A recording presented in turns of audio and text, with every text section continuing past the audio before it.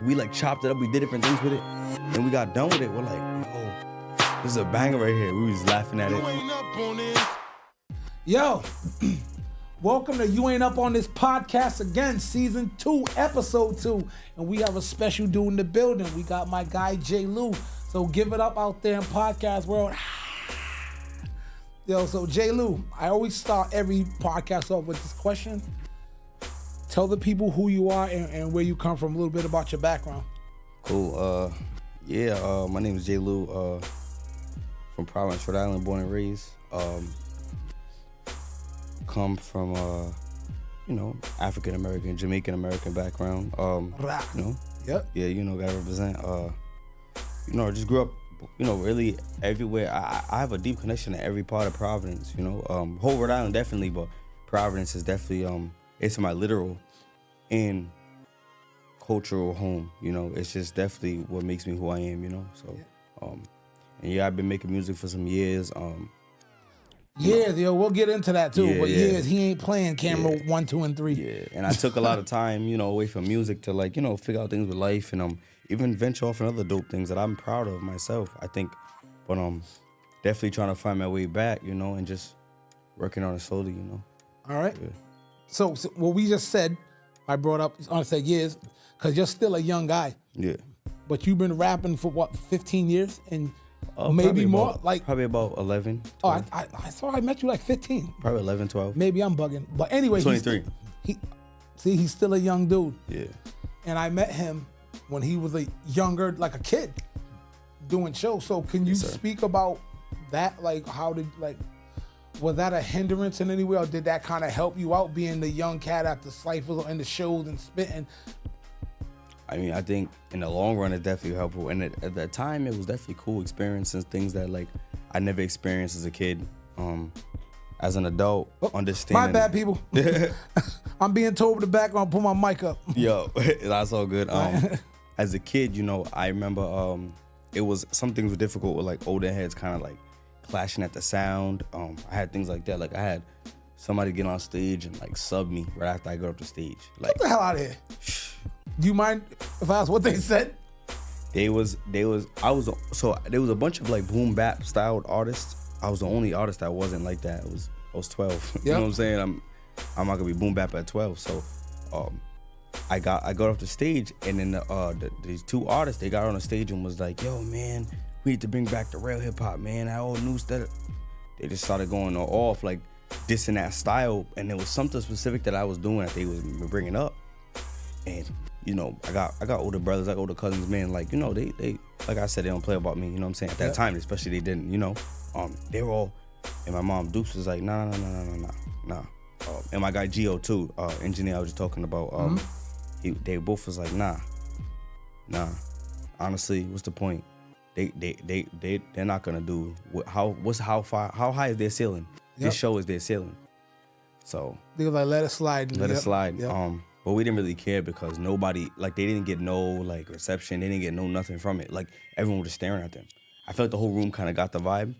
Because when I got off the stage, it was an uproar. Yo, he's only 12 years old. I was 12, bro. You know what I'm saying? Yep. And it was whack, you know what I'm saying? Grown men subbing me when I'm 12 years old. But when I realized, is some people, they want to preserve their culture. So I can't even be mad, Not everybody's at the same growth level, And then to this day, I still embrace both of those people. They've changed a little bit, they've grown a good amount, and they show me love. They reach out to me. They try to give me opportunities all the time. So, at the end of the day, you gotta give people room to grow. If that situation would have escalated, who knows what the relationship would they have learned from that? Gotcha. Maybe it would have made them worse. They probably would have shut out other young folks from, because those people could be gatekeepers. Okay. So what if they shut out other young people from opportunities because of my interaction with them? So I ain't really mad about that. But I think in the long run, what was helpful was, I got experience and knowledge that a lot of people older than me in my age don't got. I'm in my early 20s. I'm really still in my greatest years, and I have experience and knowledge. Yeah, so I have experience and knowledge that folks my age and older and younger, a lot of them don't got. So it's I'm grateful for the knowledge, even the people that I met. I would have never ran into you in the music scene the way I did if I wasn't at that time. I would have never ran into a lot of people that have helped me out, So I'm grateful. Did you ever feel, I want to bounce off that question, just shooting this out. Did you ever feel when you was young, like, yo, I'm in a situation, this might be dangerous or whatever? Or did you always be like, I'm in the pocket, I'm good? Nah, I always feel like I was good because, like, one, I never was a fearful person. Like, I never been that type of person. I mean, even like during shows, like when shows was like, you know, honestly, like it would be me and my mom Dukes. My mom's is like, she's thorough. Like, I never really felt. My mom's the type of woman that, as a kid, I always thought my mom got me. You know what I'm saying? My mom's thorough. Like, yo, shout out to Paula. Paula, we love you. Yeah. Like, if y'all don't know who J. Lou is, you'll find it out now. But his mom is like, I consider her the right hand woman. Nah, like word. Paula's always been there. I've known Paula for years now too. She's a dope person. Shout out. Yeah. She's thorough, you know what I'm saying? Appreciate it. She's thorough. And even down on my family, a lot of people know me, like, you know, at least just doing stuff in the Rhode Island scene. A lot of people knew me and knew my family, knew my people, so I just felt like there would be people talking to me like, yo, I know you have this one, I know you have uncle, I know your aunt, I know you have this one, your brother's my boy, or, you know, your cousin, yeah, I did it. So I was Gucci. Like, I never really felt not. One thing I could feel is I feel like I've just covered all grounds, like, especially in the Rhode Island music scene, I felt good. Yeah. And then also, you know, you bring up, you kind of, I mean, I feel like you give out the energy you get, you know, at a certain extent. Like, I never felt like people would ever give me the energy that I never gave them, you know. I try to be genuine, try to be nice. Yep. Try to be friendly with people. I try to be nice to people. Being nice, like, some people, there's always a science in how to deal with people. Just be nice to people. You know, and that's not always the root of fixing everything, because some folks, you could be nice to them and they take advantage, but yeah, I mean, at least there's a way on your heart knowing that you did something to them. It might weigh on their heart. They gotta live with that guilt if doing something wrong to you. So I don't really feel. All right. Yeah. Well, I want to jump in before I forget to ask you this. We was talking before the camera started rolling. We was talking about your brother had a theory. Oh, my brother was saying something like about LL Cool J, and it's just it's an interesting to think about. Like, he was like, yo, like, you know, the first record label was launched with LL Cool J, first rap label. You know what I'm saying? The first rap, like, the first rap marketing was with LL Cool J. You know what I'm saying? Def Jam and Russell. Like, think about it. I'm like, man, I never thought about it like that. He's like, yo, folk, LL Cool J existed for decades. You know, he's been relevant for decades, and he's never had a slow moment in his career, whether it was music or acting or hosting or being just a figure. That's true. He's always been alive. Now he's doing, like, what's it called? Rock the Bells? Yes. Like, he's bringing back dope folks from the early stages of hip hop and getting them their shine. And LL Cool J has been he is I don't know how to explain it, but like he's just dope. Like, a pioneer legend. He's a pioneer legend. Yeah. Like, I mean, and also like he still exists. Like, he's more than like a legend, because like it's not like he's like an old figure. Like, he's still. I know what you mean. Shout out to LL relevant. Cool J. Yeah. Yo, I love LL, by the way. Word. The whole Kango style, loved it.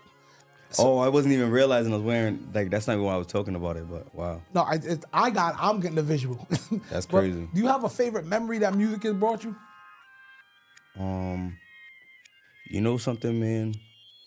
When I was 18, I had a birthday. You know what? That might be one of my favorite moments. When I was 18, I had a birthday party, and it probably wasn't music, but I performed at it, and the hall was packed, and it was like, it felt like I was performing at like Dunkin' Donuts Center with mad heads there. Like, it was crazy. Or AMP now. What was it? I can't remember what it's called now, but I still call it the Dunk. I mess around, still call it the AMP, Civic Center. I think. Yeah. Civic Center, whatever you want to call it. That building, like, I felt like I was there, but there was a lot of people showing love. And then another dope moment music-wise. Like, I know when I was young, I had 1,000 of those. This stands out. Can you say one? And maybe I can. With one of the things that stands out to me that everybody knows I talk about is geographically, shout out to Mass and everything, but the Boston area and the surrounding Boston area cities, there was always something violent happening at those shows, bro. I remember when me and my crew was like doing our thing, there was always somebody so like, who them, right? Yeah, we was who them. Like, every time we were in that area, the Lawrence and anywhere in that Boston area, we go to a show, something traumatic happened to somebody. Luckily, it never happened to us, you know. But we saw something that always went down. So there was one time, Merc in the back. I don't know if Merc, if you remember, when the girl got laid out the bottom. It was like, and that was by the promoter. Like, the promoter was talking to us, walking up to the venue, who got us there. You know what I mean? And it was just crazy, man. Like, so stuff like that stood out to me. But good moments too. A good moment I can say that I had was there was a Portuguese singer, I think she was from Fall River, named Nelia. Not Nelly Furtado, but Nelia. She sang only Portuguese music. There was she was dating a guy named Rob Leonardo. Shout out to Rob when you watch this. He was her drummer, and I did a little tour with them, and I was the only crossover American song like what rapping English. And when I did a festival and I saw a bunch of people rapping my it was a corny little verse, I'm not gonna lie. It was, but just a little song looking back, but they was all rapping it. That stands out to me like, whoo!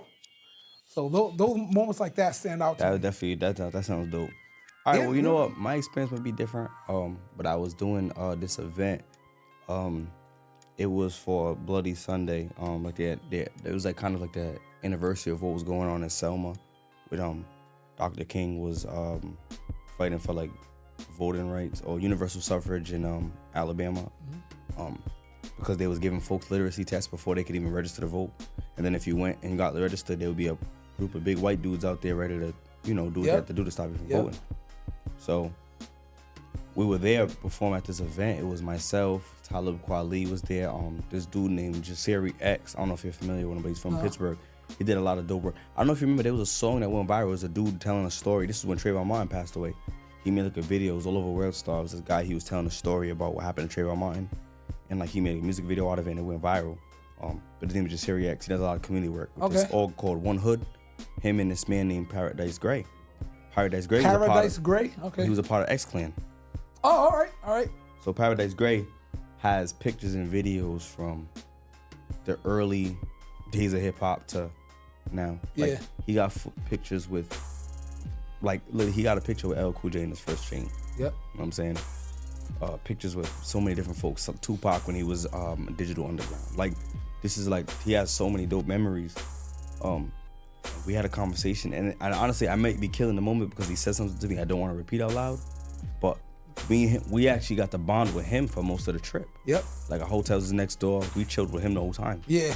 So he was telling us stories about everything with hip hop, like the X-Clan tours. Yeah, he's on the vault. Yeah.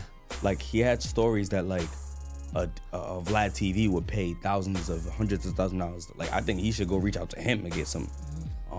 But yeah, like, even just talking about the legacy of just the kind of like the Afrofuturistic and like the golden era of hip hop, that they call the golden era.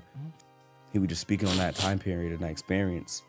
And he's from the Bronx, and he was there, like, he was around the early the genesis of hip hop. So when he was telling these stories, I'm like, yo, and he gave me a compliment that I don't want to repeat out loud. I think you can hold that. You can hold that for yourself. Like, it was one of my most accomplishing moments in my life, and I got this compliment at 12. That's what's up. Shout out to you, man. Yeah. So I think it still exists for me to this day. So I'm proud of it, and I'm thankful of him giving that to me. Maybe in the future I'll tell the story, but I don't want to say too much. You can't get up on that just yet, people. You know what I'm saying? You're getting up on this now, but maybe on the next time I come do when I'm working out. Yeah, we gotta do a workout one. Don't think I ain't still working out on this podcast though. We just kind of working some things out.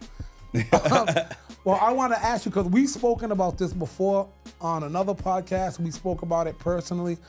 I wanted you to tell these people your opinion on the disconnect with the older and the younger generation, and specifically with hip hop, because it seems our genre, there's such a divide. You know what I mean? But you speak so eloquently on it, and I like how when I hear you talk like, hey, if someone's born at this stage of their life, this is gonna be their platform of who they took knowledge from or whatever, and that was I think all people should hear that. So I want to throw that out there. Even when we watched that video kind of in that summer in class, we were talking about the triplet flow in hip hop. It's like you can go from Bone Thugs to the Migos, and it's like the reason why a lot of folks in the new generation didn't like the triplet flow is because young people was doing it properly.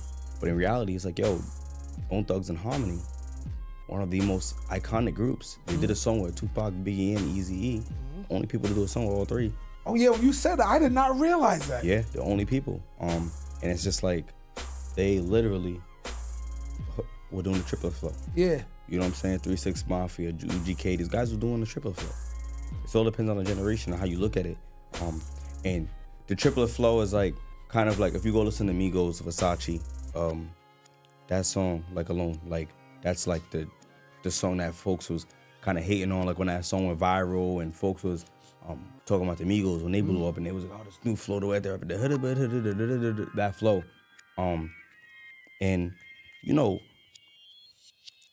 to me, I just think like hip hop is like when they say hip hop is a young sport. I think what folks mean is like honestly, all ages and all people can participate.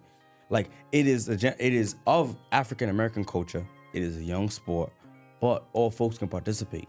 However, the reason why they say it's a young sport for African American culture or folks that have proximity to it.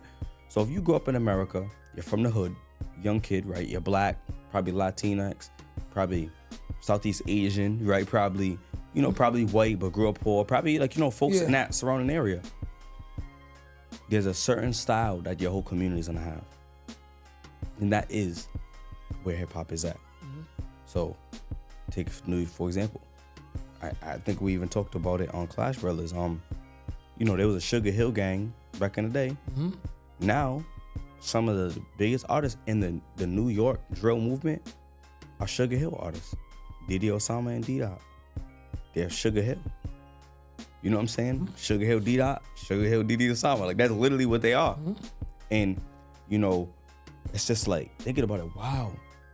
Sugar Hill was there back in the day and now it's right back again.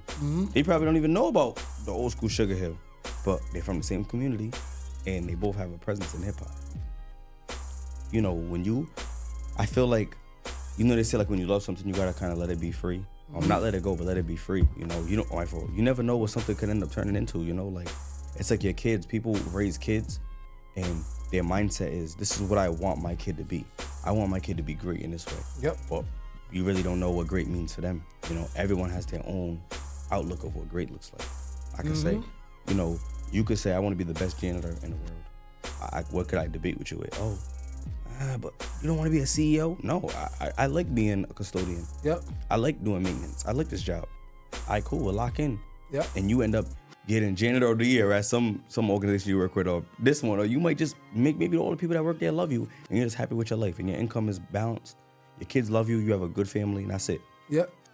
And then there's folks who aspire to be a CEO of a multi-million-dollar company. Everyone has a different idea of what being great is. Yeah. I think with hip-hop, folks, there are some folks who are hip-hop purists who see hip-hop as going as linear, but it's like reality, it's going to do whatever it wants. It's going to go wherever it goes. I do see the criticism in certain things with hip-hop now and then. And then and now. There's criticism in all eras. I think it makes sense. That's a healthy conversation. Yep. But it's like, if you can't even see the beauty and that hip hop is still here and it's still prevalent and it's still the most important genre, then that's on you. That's how I feel. Right. Who influenced you? Who influenced me? My brother Drew Bowers, my cousin Mike, my oldest cousin Mike. He helped me write he basically wrote my first song that I ever did. And he helped me become a writer. He taught me how to count bars. He taught me how to structure a song. Like taught me everything while dealing with his own mental health issues. And he still deals with them to this day, not to put all the business out, but he still deals with it to this day. But he's my oldest cousin, and for some couple years, he was the oldest and I was the youngest cousin. Yep. Until my little brother came. For my grandmother's, on my mom's side's kids, grandkids. So, me and him always had a cool, tight bond. And I'm really proud of the dude, man, and he taught me a lot. So he's inspired me. A lot of the people that was there in the beginning when I was first rapping, you know what I'm saying? Down to like my cousin Rezzy Ring, right? He got me my first show.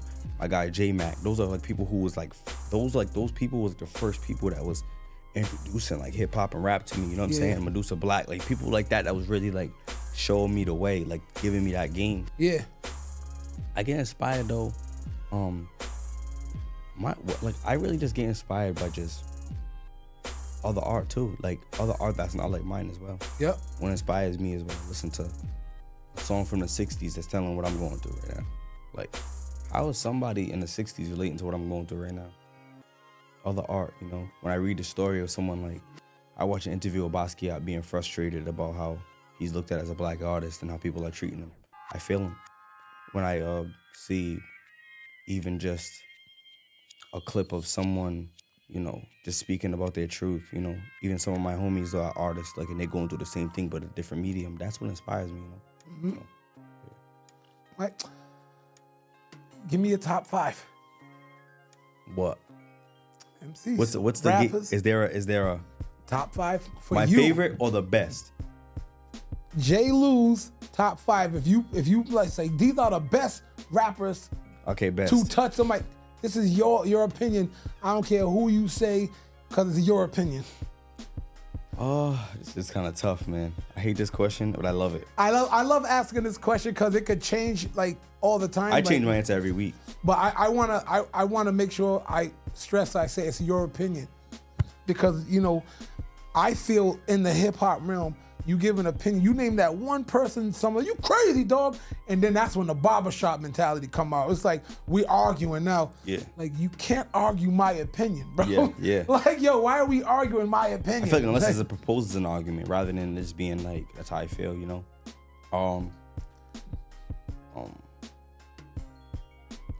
I'm trying to think, like, I'm trying to compile like my favorite and like the best MCs that I think that people like. It's folks who are like, there's other cats, like you could look at a Royce the 5'9" and say he's dope, right?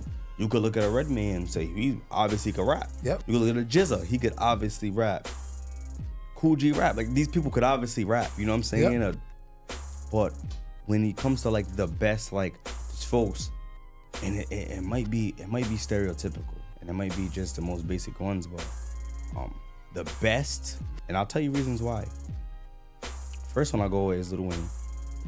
Oh, I love that Lil Wayne keeps popping up every time I ask this question, because I love that dude. Go ahead. Lil Wayne. Yep. This dude, I just heard this song where he's like, he had a rhyme where he's like, he says the first line is like something ante de kumpo, and then he continued for like a minute of just rhyming ante de kumpo. I know the flow. I know the joint you're talking about. Yep. Ante de kumpo, when I let Fuko, then I let He Kuko, kept then I let flowing, Tugo, when I let rapping. Fuko, when I Kanye, like you know what I'm saying. Then you could think of a Kanye, but I'm gonna pass on a Kanye because as an MC, I'm gonna let Kanye sit the bench because he's one of my favorite artists ever. He's probably my favorite artist ever. Him and Tupac, but you got Lil Wayne. You have a Nas. I feel like Nas is obviously a storytelling in his, like he is like one of the craziest poets in rap history. Folks, like some folks sleep on his lyricism in the way that he described. Like he described something so perfect.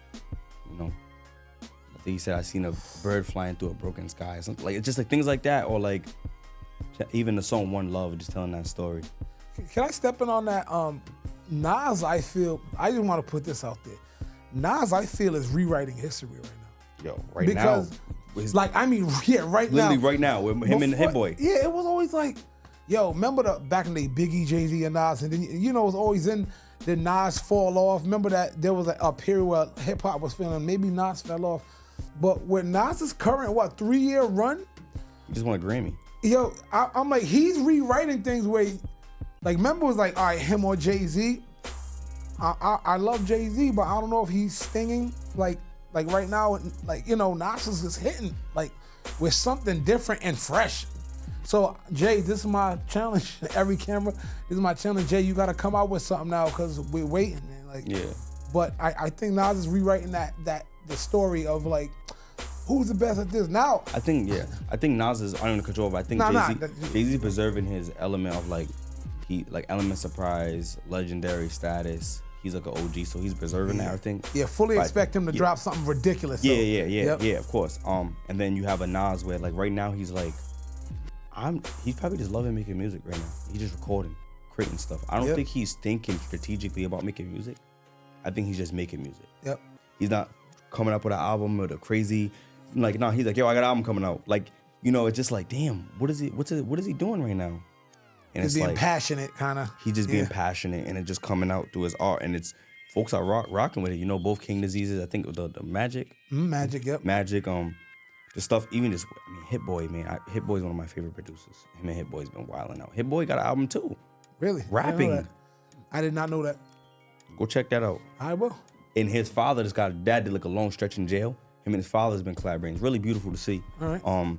But Hit Boy can rap. All right. Him and Nas got a banger right now. But Hit Boy, I'm gonna check you out. Yo, go check in with Hit Boy. But I cut you off though. You stopped at Nas and you said Lil Wayne and Nas so far. And you put Kanye on the bench for right now. You said. I'm gonna put Kanye on the bench.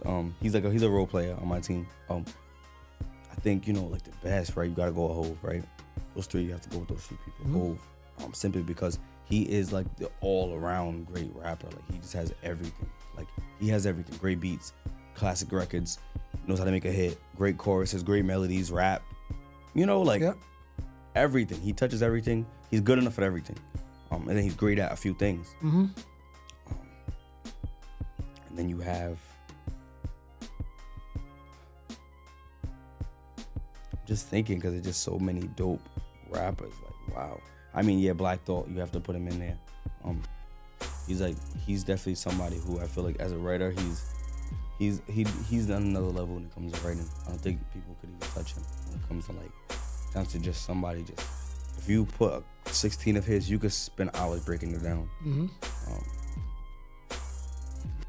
No New Cats in there. I feel like with New Cats, I think that when it comes to you can go down. You can go down with someone like a Kendrick. Like I said, it's just so hard to put 5. Cause they're all, like the spitters and then there's the storytellers. So it's. I don't know. Yeah, I always got my little. I'm gonna go with the basic 5. You know what I'm saying? I'm gonna go with the easiest 5. You know what I'm saying? Wayne, Pac, Jay, Nas, Big. All right. Simple. I'm gonna go simple with it because there's a reason why those guys come to your name first. Come to your mind first. Yep.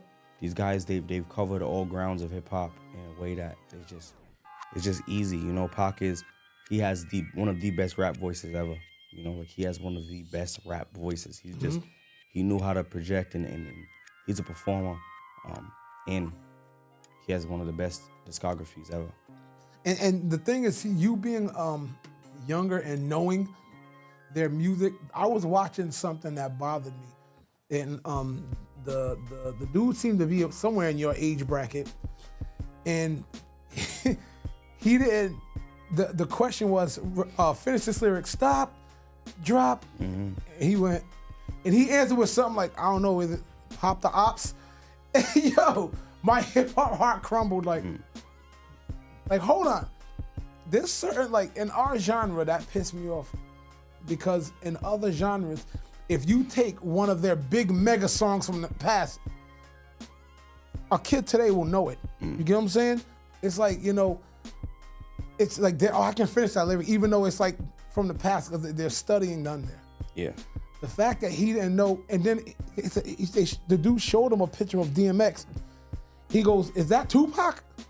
I was like, you know something too? I realized what? When it comes to hip hop, there's when young people get into it, there's you don't have to there's no studying. You can obviously you should study, and I think, but you can just jump into hip hop and just be you could just be a part of the culture. I think that when it comes to hip hop, when you come from a certain community, you're born into it, or you look a certain way, you are born into the culture. I agree with what you're saying. So you're just naturally in it. Whereas all right, let's say if you want to become a country singer, you have to go back and study. You get what I'm saying? I get what you're saying. You said there's something natural about hip hop. There's something natural about hip hop. Like KRS once said, rap is something you do with hip hop, something you live. Exactly. It's just something, yeah. Exactly. So there's some people who never rapped a day in their life, but they're part of hip hop. They're from the culture. The way you talk or walk, everything, you are part of the culture. Everything you do. There's athletes who are hip hop. AI. Allen Iverson he brought hip hop to the NBA.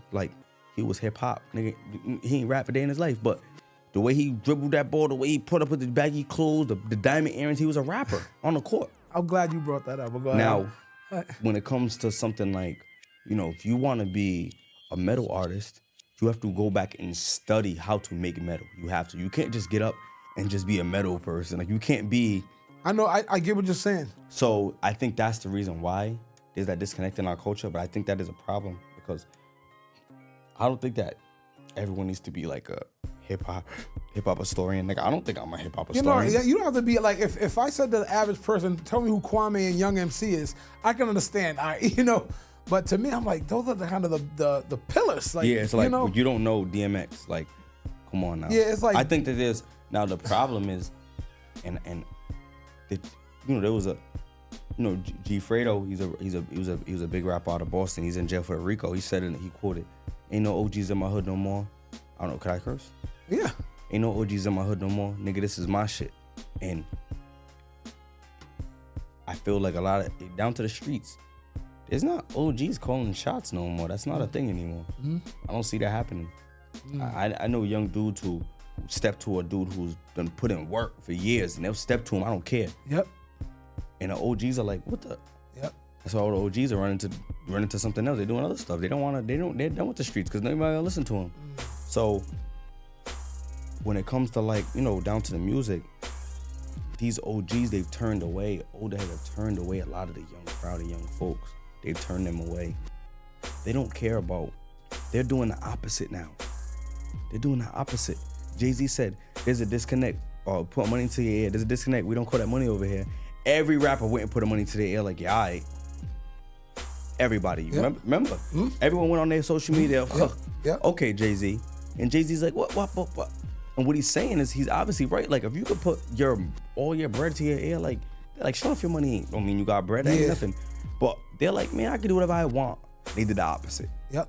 Then you got Jay-Z saying auto-tune, death of auto-tune. Yep. And auto-tune more. Yeah. Oh my God. And I know I'm using Jay for two of them, but even Nas, hip-hop is dead. But no, that's a perfect reference because in Jay-Z's heyday, he said things that will either build something or shut it down. Yeah. And it shows as the new generation came older, he no longer can control that. So that's a good point. Even Nas, hip-hop is dead. Hip-hop surged higher and made more money, right? I get you. That's a good reference, yep. All of these folks, like, there's a lot of things that people are going to say. Jermaine Dupri, he went and dissed all female rappers for talking the way they did. And, oh, y'all should challenge y'all to change it. They said, what? We ain't listening to you, Jermaine Dupri. All of those artists, they've soared higher from not listening to Jermaine Dupri. In revolt to Jermaine Dupri dissing female hip-hop, they've soared. You get what I'm saying? I get it. I 100% get it, yeah. It makes sense. I never looked at it too. Why is Sexy Red on Drake's album? She just blew up. And the most he had other songs that was charting, but the song that people really, like, there's songs that are on the charts, but people ain't really connected to. The most song I connected to was the one that he got Sexy Red on. Mm-hmm. Hands on your knees, hands on your knees. Mm-hmm. Shake that ass for Drake, now shake that ass for me. Why? Because he knows that's a connect. Yep. The community has, the community decides now, not these people. Yeah, I gotta recognize so there is a disconnect because of the kids. When you make something illegal, you create new criminals. People want to do something that's illegal. You see why I always like to bring you on podcasts and talk to you, man. Like, see, this is a young dude who's wise beyond his years, in my opinion. I like how you articulate things like that, and I do feel people my age sometimes need to all right, let's listen. Let's hear what these young people are saying. Yeah. Because you're not, like you just said, you're not going to really control them to the level you think you're going to. No, they're not going to listen to you on that level. So you got to meet them where they're at, and you got to come to a common ground and grow together. Not for sure. I mean, just seeing it from perspective of just we all can grow, we all can do better. And also things are gonna go, and let it go. Hey man, it might not why aren't you rapping on a DJ Premier beat? You might want to rap on a Metro Boomin beat, right? That's just what it is, But DJ Premier is dope. That's my guy. I love Premier. I met DJ Premier years ago when I lost the picture. I'm mad. I want to post. Well, that's a privilege, But I mean, it might not be the same sound, things change. But there is nothing. I think that there's importance to preserving culture and knowing where you come from and understanding what happened before you. I don't know. I think that, me personally, I like to know stuff that happened before so I can understand why it's happening now. All right. That's just but then if there's a problem, if it's if that older generation of music isn't engaging the young folks, then that's the older generation's fault. It wasn't introduced properly. There's people forcing it to them, and so now it's a joke. Mm-hmm. I seen a TikTok, there was these kids, it was basically, it's mocking, it was mocking Slick Rick. Not my man, Slick Rick. It's like I a love sound. Slick Rick. It's like, oh, it was like older heads tell you this is the best hip hop, and then it was like a dude like freestyling, but he sounded like Slick Rick, and it's like a mockery of his style. Okay. It was a trend. It's like a sound on TikTok, and I remember at first I saw it, and I'm like, I laughed. I'm like, yo, and I'm like, damn, like that's Slick Rick, you know. Like we got King Von, who's a great storyteller now, God rest his soul. But then it's like, well, it wouldn't be a King Von or a dope storyteller like King Von if it wasn't a Slick Rick. And I have an affinity to Slick Rick. Like, if anybody asks me who's your top 10 influences or whatever, Slick Rick in the 80s, I love that. Yeah, yo, you're right. I mean, he has love that. He had the best sound. Like, I think he has like the best sound. Like the man. show, like not gonna lie to you, like the show is my favorite hip hop beat of all time. Really? The show, my favorite beat of all time. Okay. The show. All right, that's what's up. You never hear nobody say that, but I'm saying I love the other That kids. is my favorite beat ever. The funny thing, you bring up Slick Rick, and I swear to you, today in the car with my 2 kids who were in the other room, I forced them to listen to stuff that's old. I said, all right, today we're listen to 80s stuff. So, you know, we listen to Rakim. I did my favorite, Microphone Fiend. So I was playing Hey Young World by Slick Rick. And my son, he's about to be 6. He likes to make beats with me when I'm making beats. So he was on some time, like, you know, he likes to, I make him listen to the instruments actually. I'm like, what do you hear? My daughters bring out, there's trumpets in this song. And I was like, but in Hey Young World, we're listening, I don't know what to call the instrument, but it's like a kind of synth sound. Yeah, yeah, yeah, yeah. And I was like, see the hi-hats, those are shakers, son. And, you know, so it's funny how we would just listen to Slick Rick and you bring them up like that. Because I make my son go through all the genres and we listen to I Got It Made. You know, what do you notice about this? And a few songs he's noticing the scratches because it's the 80s. Like, there was scratches in the back of mad records. And then we listen to the Fat Boys. Fat Boys, you know it on my love. And you know, just because I'm daddy's a fat boy, to them, they were laughing, Daddy, how are you now? Like, yeah, whatever. Yeah, my kids getting fat jokes on daddy. But I love them though. And, but yeah, other than that, man, like, where can people hear your music? I want you to like bring them out, let them know like where can they get your stuff, purchase it, websites to see you at, anything. Like, let them know where they can find you. Yeah, so I am on all DSPs, digital streaming platforms. I'm the J-Lew, J-A-Y-L-E-W. Recently, like right now, I was just talking to some folks. I'm like, yo, all right, it's time. I want to drop some singles. I was on the visuals right. Like I have a video in the chamber ready to drop, but I'm like, nah, I think I want to probably just drop some tracks. Maybe without visuals. I don't know if I'm feeling visuals right now. I think I want people to see what people like. So I'm debating between like different sounds. Like, you know, I got so many different sounds in my bag, so many different styles that I'm trying to like reckon with which one is like I could just have fun with and really extend. So like every time I record, it's something different. Like I be recording, like I don't record 4 R&B tracks and like nah, I ain't gonna go like that. I'm gonna do 2, maybe 1 week I do an R&B track. The next time I record, it's a drill record. Next time it's a story. Next time it's a, you know what I'm saying? It's about my pain or. Do you ever want to? I asked this to a lot of people on this podcast. Do you ever want to venture out into a different genre and do a different genre ever? You know? Yeah. Probably like more R&B stuff. But it would be closer to hip hop. But it would be R&B. All right. And not even just me singing, but just like kind of like the style. I'm thinking about venturing into that as we speak. If only one like. Trying to think of another one, like dancehall, easy. You know what I'm saying? I messed around with it, even just freestyling, but I'm like, nah, I never went and did it. I don't know why I just be slacking. My peoples be trying to get me, my family, oh, you gotta do something with this. I'm like, I don't know. Chachi got me to get on a drill joint, but the sample was Hills and Valleys, Buju. And I jumped on it. It was cool. I can see you doing that. Yeah, it was cool, you know what I'm saying? But I don't know if I want to venture into it like myself.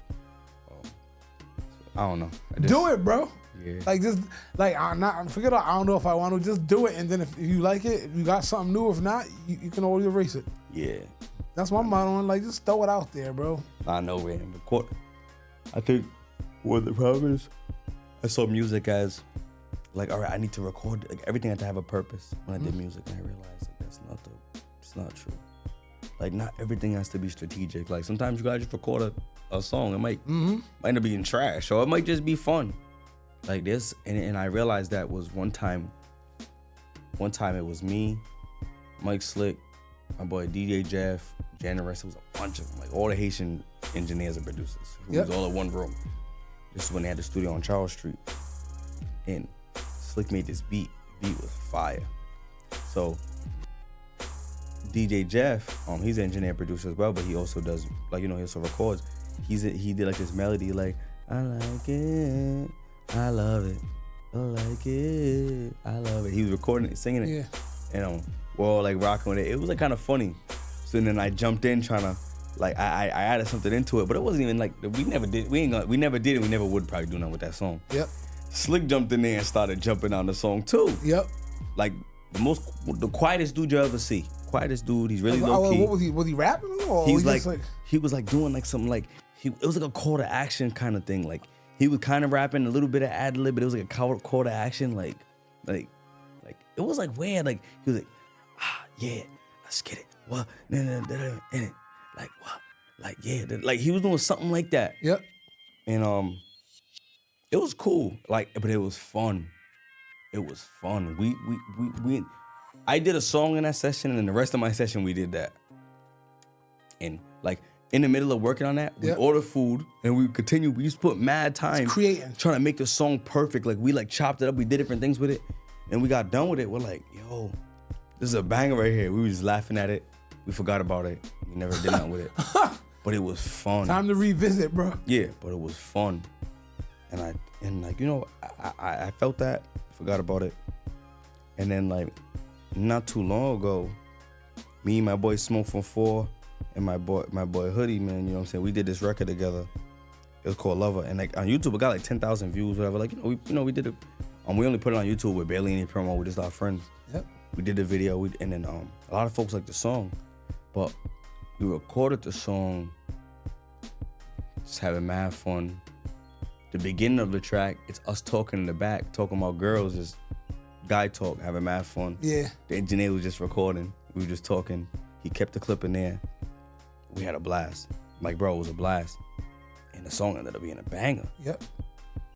Like, bro, I'm telling you, the song went platinum in our friends' notes before we even dropped it. Like, I feel like if we dropped it sooner, the song would have had even more views. Yep. Like, we took a long time to drop it. And I'm thinking, like, yo, I gotta stop sending my friends songs because, bro, the song had a lot of people. Like, there was people that was sending me the song. Yeah. They had it in their phone. So when we dropped it, it had a good amount of views. And I'm like, we lost out on a lot of engagement from the first listen. Yep. But regardless, that's what made that song dope and that session dope, and the song was because we had fun.